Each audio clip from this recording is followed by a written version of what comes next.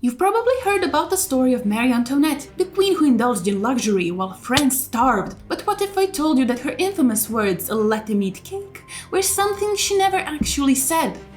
Today's story is about a heartless queen also known as Marie Antoinette. The history of her controversial life is a blend of upside-down stories and reality, shaped by the turbulent times she lived in and the ever-changing perceptions of the public. Born into the most powerful royal family in Europe, her early years were shaped by the vast influence of her mother, Empress Maria Theresa, who ruled as a powerful matriarch over her large family and vast empire. But despite the large family, there was little privacy, and even playtime was often structured. Her upbringing emphasized social graces, refinement, and the cultivation of an attractive image over intellectual or political training. While Mary excelled in the arts, her education in academic subjects such as literature, philosophy, history, and governance was much weaker. Unlike her male counterparts, who were rigorously trained in languages, law, and statecraft, she received only a basic education in languages and diplomatic protocols. Her mother made sure Mary had access to the best tutors available, though Mary herself was often uninterested in formal learning, and honestly same. Mary's childhood came to a symbolic end when she was sent to France to marry the future Louis XVI, him being only 14. Yikes! Her marriage to Louis Auguste was more than a personal union. It was a crucial diplomatic maneuver. The journey marked not just as a physical departure from her homeland, but the transformation of her identity. She was thrust into a foreign court with unfamiliar customs, and her initial struggles with the French language and etiquette were obvious to the court. The opulence of Versailles, with its strict court etiquette and political intrigue, I bet it was overwhelming. Mary's early attempts to fit in were often seen as naive or misplaced, and even so, she was often accused of influencing her husband Louis Auguste in matters of state.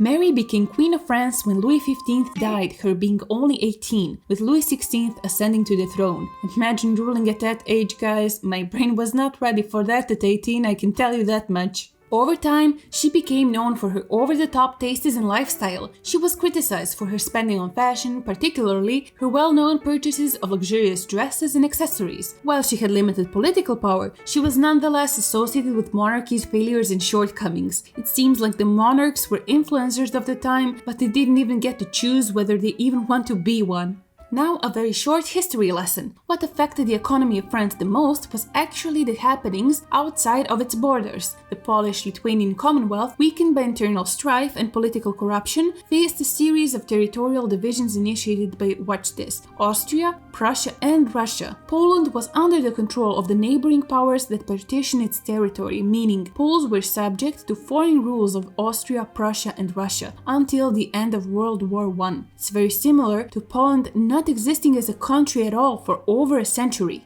Mary's close association with Austria and being an outsider made her a target for criticism and disdain, complicating her role as a queen during a time of increasing unrest. Ultimately, the situation in Poland reflected broader political tensions in Europe, contributing to her declining popularity as the French Revolution unfolded. Also, France's support for the American Revolution had a big effect on its own society and stirred public discontent. The French government poured considerable military and financial resources into aiding the American colonies, hoping to weaken Britain, France's long-standing rival. While many French people admired the fight for American independence, the expenses led the country into a more serious financial crisis. To cope with the growing debt, King Louis XVI's administration increased taxes, which hit the lower classes hard, while the nobility largely escaped the burden. This tax hike came at a time when food prices were soaring, leaving many struggling to make ends meet. The tax system in France was deeply flawed. And while we're at the topic of food, you probably heard about how Mary insensitively commented on the poor people's struggles with "let them eat cake."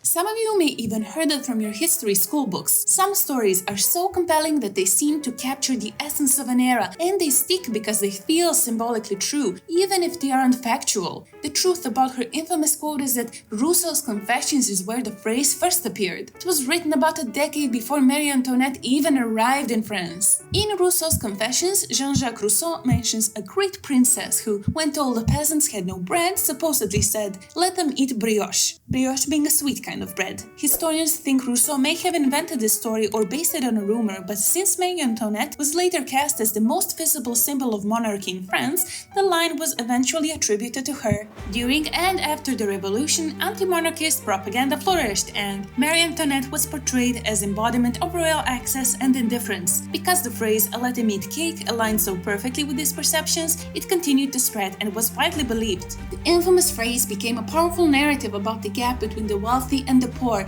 and perceived callousness of the ruling class. As this narrative fit well with the revolutionary spirit of the time, it found a place in the collective memory. During time of political unrest, propaganda can be used to sway public opinion. In Marie Antoinette's case, the phrase helped revolutionaries portray her as heartless and out of touch. This kind of propaganda was effective for railing support against the monarchy, and the line continued to be repeated, becoming an accepted truth as it circulated. Historians of the past often relied on second-hand accounts, rumors, or sources that weren't always reliable. In the case of Marie Antoinette, early historians may have accepted popular stories at face value, especially if they aligned with a negative portrayal that was already ingrained in public opinion. Until more recent times, access to comprehensive historical records was limited. Many historical documents were either lost, destroyed, or unavailable, leading historians to rely on whatever sources they did have, even if those sources included myths or exaggerated claims. And the reason some of you may be caught to false information in schools and basic history textbooks is because events often got simplified for easier understanding. More complex details may be left out, and memorable stories or phrases, even if inaccurate, are used to make historical periods feel, so to say, more relatable. As a result, myths like the cake quote often remain in textbooks because they're so easy to remember